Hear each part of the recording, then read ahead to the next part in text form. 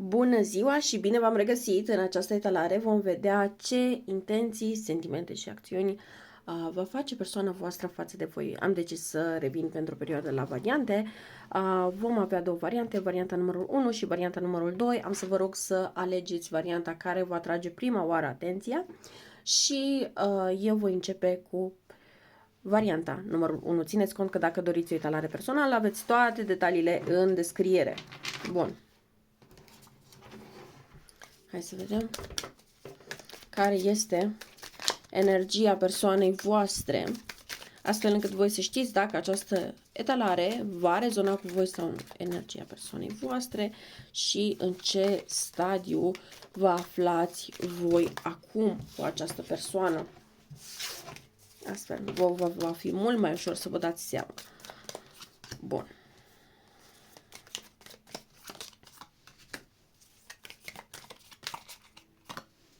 Care va fi energia voastră? Spânzurator. Bun. În primul rând, și voi și persoana voastră sunteți în energie pasivă. Nu prea cred că există comunicare în acest punct al situației voastre și este posibil pentru unii dintre voi să fi fost deja o separare.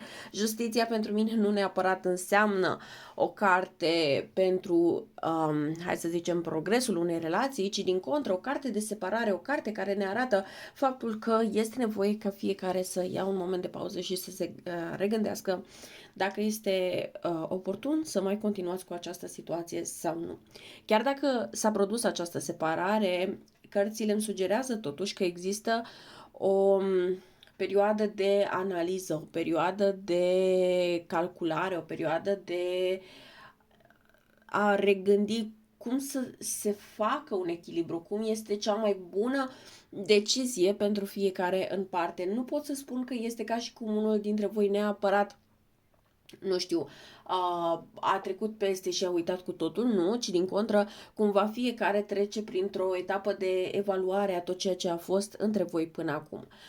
Persoana voastră îmi pare să fie reprezentată de regina de pentagrame, ceea ce îmi indică faptul că persoana voastră cumva este mult mai focusată pe tot ceea ce ține de finanțe, pe organizarea unor bugete, pe anumite achiziții importante care se pot întâmpla în această perioadă, dar cumva persoana asta caută să echilibreze, nu știu, momentele sale de gândire și de evaluare ale acestei conexiuni cu ceea ce se întâmplă în zi de zi și încearcă să se preocupe de rutină, de casă, de curățenie, de ordine, de mâncare, de lucruri de această natură, dar cumva este ca folosită în felul următor: atunci când gândurile încep să devină prea multe, prea în toate direcțiile pentru această persoană, atunci se ocupă de aceste lucruri. În ceea ce ține de energia voastră, voi sunteți în energia spânzuratului. Mie mi se pare că unii dintre voi deja ați înțeles de ce au trebuit să se întâmple lucrurile într-o anumită manieră, de ce lucrurile au trebuit să fie așa, de ce. Pentru voi, practic, nu mai sunt atât de multe întrebări. Este ca și cum voi aveți o perspectivă mult mai clară asupra situației și nici nu pare că neapărat nu vreau să zic că e vorba de stresat sau de nestresat, ci mai degrabă este o energie de nu încercați să grăbiți lucrurile, nu încercați să faceți pași imprudenți, pur și simplu vă folosiți, hai să zicem așa, de timpul ăsta pentru a observa lucrurile dintr-o cu totul altă perspectivă. Nu este ca și cum vă lipsește, nu știu, o informație, ceva, nu. Este mai degrabă ca și cum voi aveți nevoie, simțiți că aveți nevoie de această schimbare de perspectivă, în primul rând pentru voi, pentru evoluția voastră, pentru dezvoltarea voastră. În ceea ce ține de situația dintre voi, având în vedere că avem 2 de bâte și un as de bâte, pot să vă zic din start, comunicarea voastră se va întâmpla relativ rapid, în termen de 2 săptămâni maximum, dacă rezonați cu această etalare, dar problema nu ar fi aceasta, ci mai degrabă faptul că va trebui să fiți foarte pregătiți de a, hai să zicem, discuta un pic mai dur anumite lucruri. În legătură cu această situație, faptul că este justiția acolo nu este neapărat o problemă, dar mie mi se pare că aici este mai degrabă un sfat de a nu uita totuși ceea ce, hai să zicem, ceea ce am oferit, ceea ce eforturile depuse în detrimentul confortului celeilalte persoane. Cam asta este mesajul cărților în punctul acesta. Numai va trebui să fiți și voi pregătiți, pentru că, având în vedere că avem două cărți de bâte, nu va fi o comunicare tocmai liniștită. Puteți avea tendința și voi și persoana voastră să fiți persoane mai impulsive, dar vedem care sunt intențiile acestei persoane față de voi. Temperanța. 6 de pentagrame. Diavolul. Sentimente. 5 de bâte. Faetonul. 9 de cupe. Și acțiuni. Ce avem la acțiuni? Magicianul. Rege de bâte. Pași de săbi. Bun. În primul și în primul rând avem baza pachetului Hierofantul, apoi roata norocului și apoi 7 de bâte. Bun. Având în vedere că avem la baza pachetului Hierofantul, aș vrea totuși să începem cu asta, și anume faptul că aici vorbim de o conexiune care totuși trebuie să parcurgă, hai să zicem, un anumit progres, un anumit nivel de angajament, un anumit nivel de asumare. Dar la cum se vede aici, temperanța în intențiile acestei persoane indică faptul că această persoană vrea să existe o reconciliere. Temperanța pentru mine este întotdeauna o carte de reconciliere, de a vedea cum se găsește o cale pentru ca lucrurile totuși să continue. Problema noastră însă nu este faptul că această persoană dorește reconcilierea, ci mai degrabă faptul că această persoană nu prea este dispusă să ajungă la un compromis. Este ca și cum această persoană vrea lucrurile doar așa cum vrea ea și nu este gata să înțeleagă și să asculte și perspectiva voastră. De asta va trebui să fiți foarte atenți, pentru că dacă în punctul ăsta voi aveți tendința să cedați sau să faceți primul pas sau ceva de această natură, problema este că această persoană va folosi asta tot ca să obțină doar ceea ce vrea ea.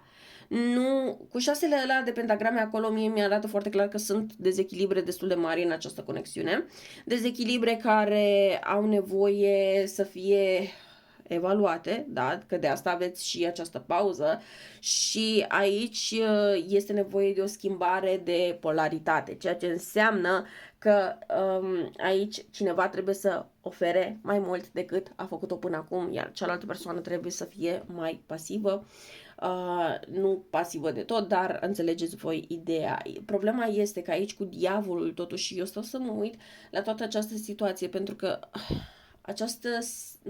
diavolul nu ne arată întotdeauna intenții și speranțe sănătoase sau nici obiceiuri sănătoase, pentru că totuși diavolul e cartea de adicție și dorință de control. Un pic de atenție, pentru că persoana voastră poate să aibă probleme foarte mari cu controlul, cu ce faceți, când faceți, unde sunteți, cu cine sunteți, fiecare lucru de această natură, persoana asta vrea să știe absolut tot. Și un pic de atenție, pentru că efectiv și acum în perioada separării această persoană este foarte predispusă să caute prin diferite moduri, să întrebe cunoștințe, să nu știu, vă urmărească constant de pe un cont fals, să pună prietenii să vă urmărească profilul, să toate lucrurile astea, doar ca să afle cât mai multe informații despre voi, ce faceți, ce se întâmplă în această perioadă.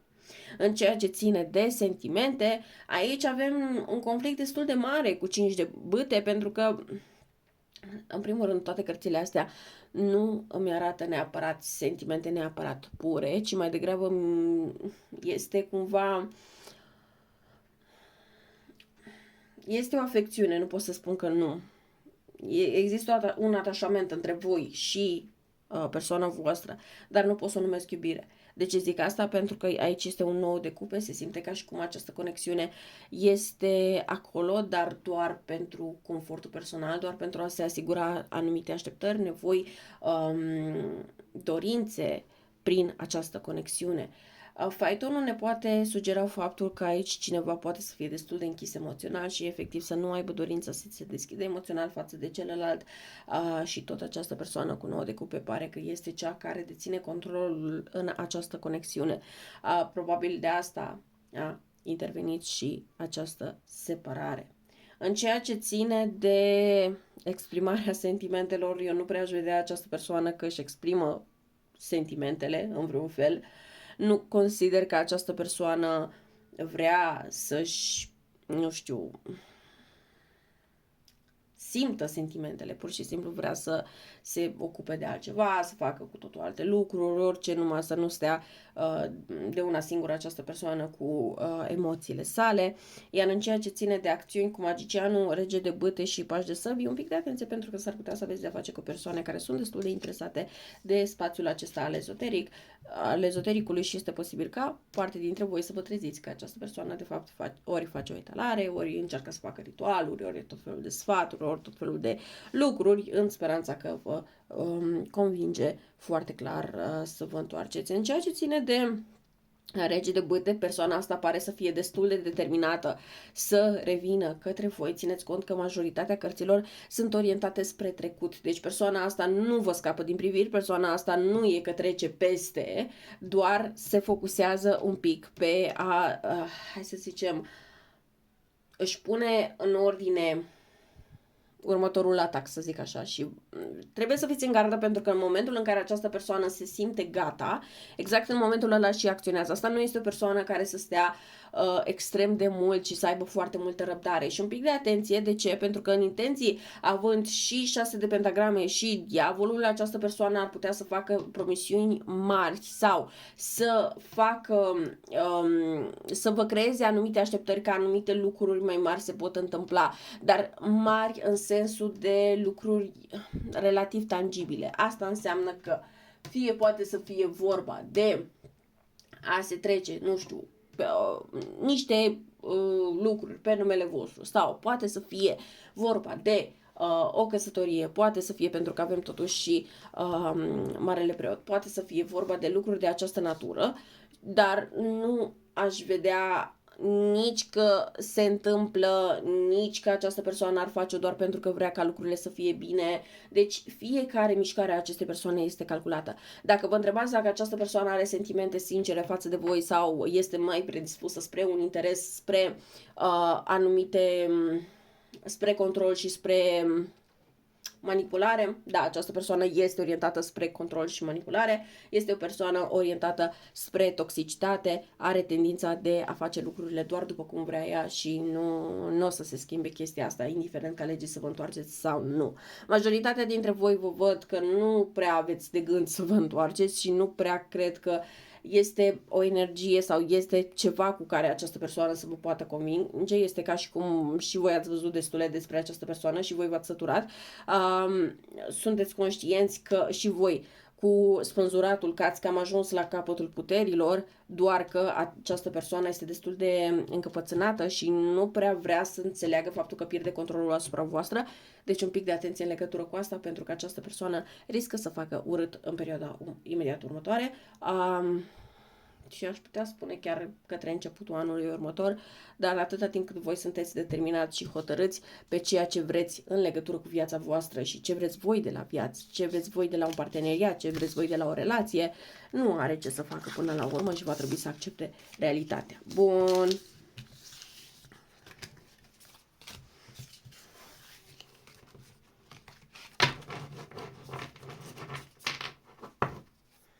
Hai să vedem pentru varianta numărul 2, care este energia voastră, faetonul, care este energia persoanei voastre, regina de săbii, ce se întâmplă de fapt între voi. Energia voastră fiind reprezentată de faeton, stau să mă gândesc dacă voi nu cumva aveți de gând să vă mutați sau efectiv ați mutat recent. Apoi, situația dintre voi și această persoană cu 7 de spade, Marele Preot și 7 de pentagrame. În primul rând avem foarte multă energie de spionare, de urmărire, dar pare să fie această energie mai degrabă de partea faetonului și de partea, cum să zic, de partea voastră. De ce zic asta? Pentru că faetonul este singurul din această etalare care este poziționat în așa manieră încât să îl urmărească pe celălalt. Regina de spade, pe de altă parte, este poziționată cu spatele. Este ca și cum ea este orientată spre organizare, spre viitorul său, spre a-și face o viață așa cum consideră.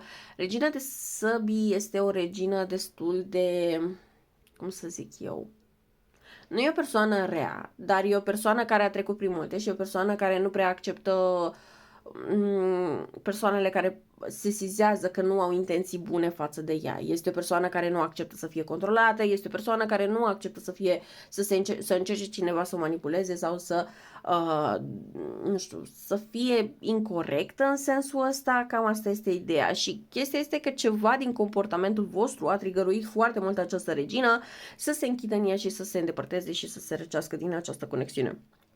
Având în vedere că avem la mijloc Marele Preot, sau să mă gândesc dacă aici nu este totuși vorba de ca voi și această persoană să fiți deja căsătoriți sau într-o conexiune foarte stabilă și nu neapărat ați spus punct, dar nici nu comunicați foarte mult sau foarte bine.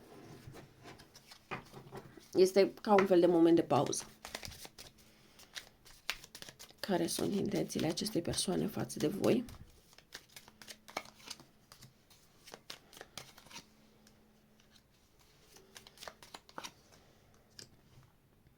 Nu văd ca această persoană să aibă neapărat vreo intenție clară față de voi. Mie mi se pare mai degrabă, ca și în etalarea anterioară, dacă aici există persoane care s-au mutat de la o etalare la alta,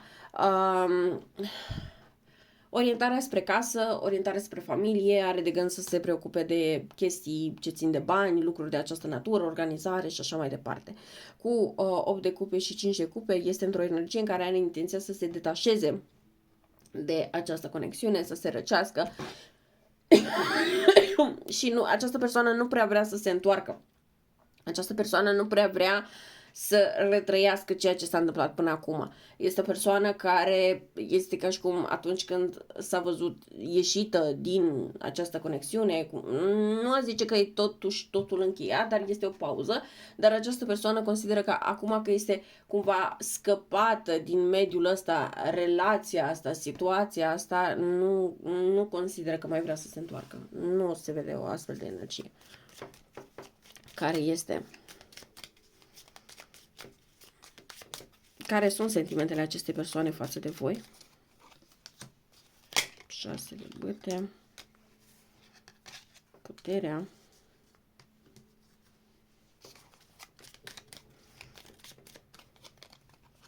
Diavolul. Aici simte ca și cum această persoană a obținut o victorie. O victorie acestei persoane poate să fie prin acest sentiment de libertate. Cu puterea și cu diavolul există însă, să zicem, o tendință de dorință de a reveni, dar nu neapărat la situația anterioară, este mai degrabă nu știu, o dorință pe care o are în sinea sa, dar este o persoană destul de conștientă că lucrurile astea nu se pot întâmpla și este foarte conștientă această persoană că nu ar fi neapărat cel mai sănătos lucru, pentru că totuși în ceea ce ține de diavol, iarăși nu vorbim de lucruri extrem de sănătoase, această persoană poate avea tendința să fie codependentă, această persoană poate avea tendința ca în momentul în care intră într-o relație, toată mintea, orientarea sa, tot focusul ei să devină cealaltă persoană și faptul că îmbătrânește alături de acea persoană, doar că de data asta aceste persoane este foarte greu să se rupă, este foarte greu să se detașeze, să se desprinde și să accepte faptul că aceste lucruri nu neapărat mai sunt valabile. Și nu este neapărat un proces foarte drăguț, nu este neapărat ceva care aceste persoane neapărat îi place, dar simte că nu are încotro decât să facă asta, nu are încotro decât să se îndrepte în această direcție și nu neapărat vede o posibilitate de a reveni. Ok.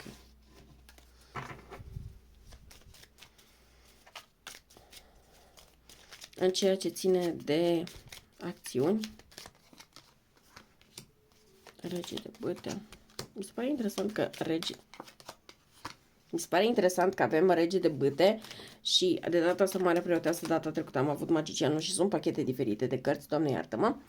Deci nu știu cine trece de la o etalare la cealaltă, dar atenție aici, pentru că se simte ca și cum cealaltă persoană vă urmărește pe rețelele de socializare. Un pic de atenție pentru că această persoană ar putea, dacă nu are, hai să zicem, foarte multe cunoștințe în ceea ce ține de domeniul ezotericului, tarotului și așa mai departe, să înceapă pas cu pas să învețe acest lucru pentru a putea supraveghea mai bine. De asemenea, un pic de atenție pentru că este o energie foarte puternică de urmărire pe rețelele de socializare, atenție ce postați, cum postați, lucruri de această natură, pentru că se simte ca și cum tot ceea ce faceți voi este supravegheat. Cam asta se simte în energia acestei persoane, cu toate că probabil, cel mai probabil, nu are neapărat, nu știu, ceva straniu să se întâmple, dar, nu știu, probabil unii dintre voi vreți să faceți această persoană să își smulgă părul din cap, aveți toate șansele dacă jonglați un pic din postări. Dar, în afară de asta, nu văd ceva straniu pentru că nu văd acțiuni concrete. Văd foarte clar că această persoană vrea lucrurile așa cum vrea ea. Avem Diavolul și Regele de Bâte, care sunt totuși niște cărți destul de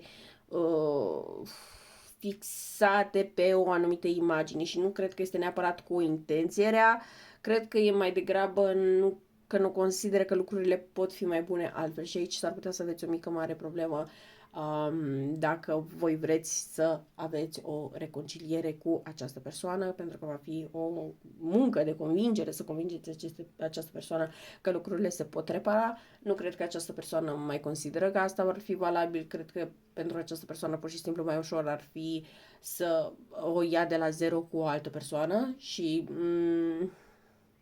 nu neapărat că nu ar vrea să lucreze pe ceea ce are ea de lucrat, ci mai degrabă este pur și simplu că nu crede că de partea voastră va fi aceeași energie de a lucra pe aceste aspecte. Cam asta este situația. Se simte ca și cum aveți de-a face cu o persoană destul de pesimistă, dar nu e o persoană care să fie pesimistă doar din cauza că n-are ce face, ci aici pur și simplu s-a întâmplat ceva ce a determinat această persoană să nu ia foarte mult în considerare posibilitatea de a se întoarce la voi. Cam asta e chestia. Acum fiecare știe situația, fiecare știe prin ce trece, fiecare știe ce pățește cu persoana sa. Eu pot doar să vă citesc cărțile, dar mai mult de atât nu am ce face. Eu vă mulțumesc că ați decis să faceți să vizionați această etalare a mea. Dacă doriți etalare personală, găsiți toate detaliile în descriere. La revedere!